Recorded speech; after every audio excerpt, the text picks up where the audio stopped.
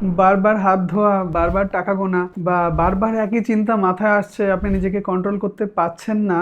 হ্যাঁ, এগুলি ওসিডি বা অবসেসিভ কম্পালসিভ ডিসঅর্ডারের সিমটমস। এই ওসিডি আমাদের মস্তিষ্কের মধ্যে কি প্রবলেম তৈরি করে বা কি জটিলতা বা কি যুদ্ধ আমাদের মস্তিষ্কের মধ্যে তৈরি হয় বা ওসিডি নিউরোবায়োলজি কি, এটা যদি আমরা খুব ছোট করে সহজে শিখে নেই তাহলে আমাদের ট্রিটমেন্ট নিতেও ভালো লাগবে এবং রোগ থেকে বেরিয়ে আসার ইচ্ছাটা অনেকটা বাড়বে। চলুন আমরা খুব সহজে একবার বোঝার চেষ্টা করি যে ওসিডিতে আমাদের ব্রেনের মধ্যে অ্যাকচুয়ালি কি ঘটে, কেন আমরা বারবার হাত ধুই বা কেন আমাদের এই চিন্তাগুলো আসে।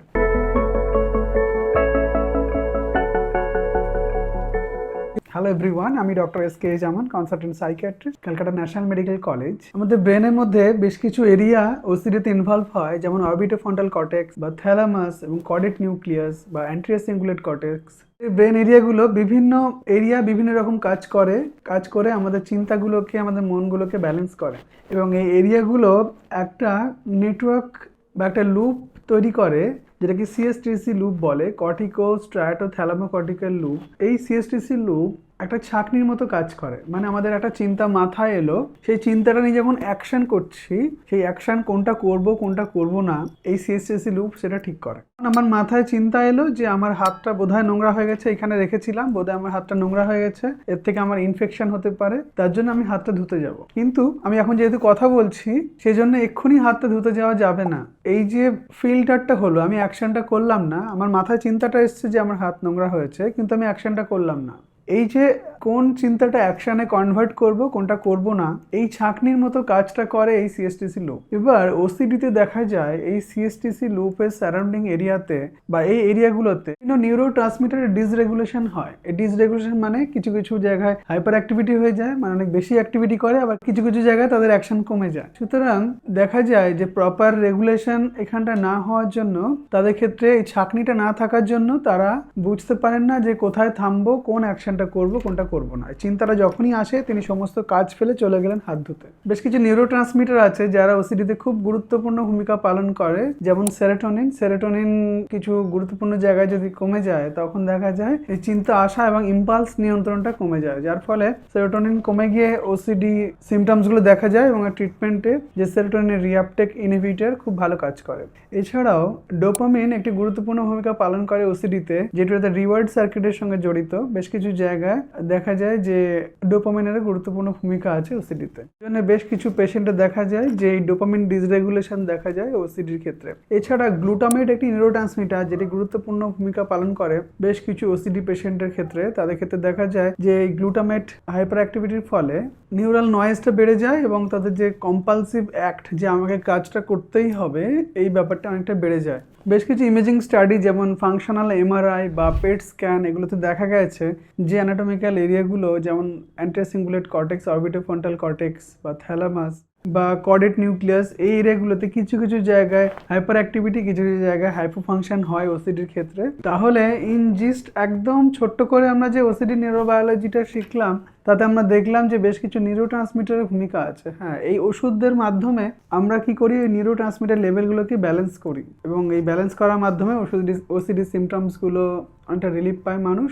এবং কিছু কিছু থেরাপি আসছে, যেমন deep brain stimulation therapy, rTMS. এই থেরাপিগুলোর মাধ্যমে ওই স্পেসিফিক ব্রেন এরিয়াগুলোকে স্টিমুলেট করে, যেগুলো নন রেসপন্সিভ ওসিডি, যাদের ক্ষেত্রে আমরা ওষুধ দিয়ে কাজ হচ্ছে না, তাদের ক্ষেত্রে কিছুটা রেসপন্স করানোর চেষ্টা করা হয় এবং বেশ কিছু অংশে সাকসেসফুল রেসপন্স পাওয়া যায়। এই নিয়ে প্রচুর গবেষণা চলছে, প্রচুর কাজকর্ম সারা বিশ্ব জুড়ে চলছে এবং এরপরে আসছে ইন্টারভেনশন সাইকিয়াট্রি, যেখানে স্পেসিফিক ব্রেনের লোকাস ধরে ধরে যে এই রোগটা এখান থেকে আসছে, এই লোকাসগুলো আইডেন্টিফাই করার পরে সেই স্পেসিফিক এরিয়ায় যদি আমরা কাজ করতে পারি ডিরেক্টলি, ঠিক যেমন ভাবে হার্টের ক্ষেত্রে অ্যাঞ্জিওপ্লাস্টি করা হয়, হার্টের যে ভেসেলটা ব্লক হয়েছে সেই ভেসেলের মধ্যে স্টেন্ট বসিয়ে সেখানটায় স্প্রিং দিয়ে ক্লটটাকে সরিয়ে দিয়ে ট্রিটমেন্ট করা হয়, ঠিক তেমনই ইন্টারভেনশন সাইকিয়াট্রি আসছে, যেখানে স্পেসিফিক ব্রেন এরিয়াতে কাজ করে এই রোগটাকে সারানোর চেষ্টা করা হবে।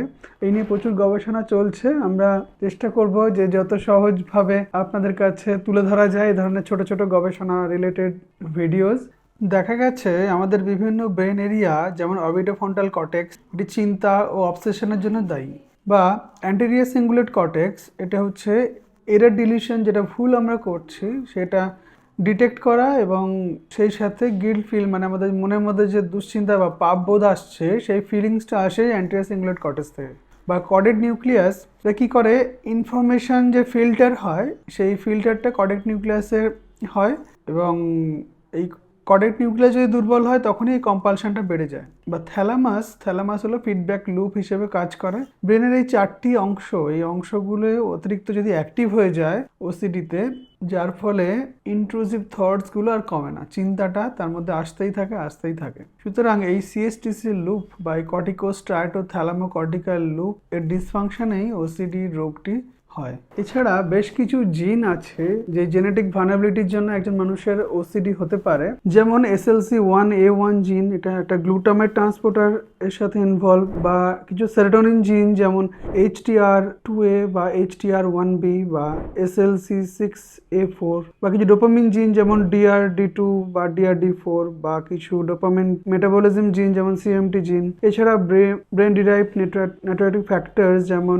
BDNA বা ব্রেন ডিরাইভ নাইট্রেটিক ফ্যাক্টরস, এগুলি ওসিডির ক্ষেত্রে অনেক সময় দেখা যায় ওসিডি পেশেন্টের ক্ষেত্রে অল্টার্ড হয়। এবার এই জিনগুলো নিয়ে যে কাজগুলো করার চেষ্টা চলছে, যে ইন্ট্রাইউটেরাইন পিরিয়ডে যখন বাচ্চাটা মায়ের পেটে থাকছে তখন এই জেনেটিক ভালনারেবিলিটি বা যে মডিফিকেশনটা তৈরি হচ্ছে সেটাকে যদি আমরা আটকাতে পারি, বা ওই লেভেলে ইন্ট্রাইউটেরাইন বাচ্চা যখন মায়ের পেটে আছে তখন যদি আমরা জেনেটিক চেঞ্জিংগুলোকে আটকাতে পারি, তাহলে আমরা এই রোগ থেকেও বাঁচতে পারবো। এই নিয়ে প্রচুর গবেষণা চলছে, দেখা যাক আলটিমেটলি কবে এর রেজাল্ট পাওয়া যায়।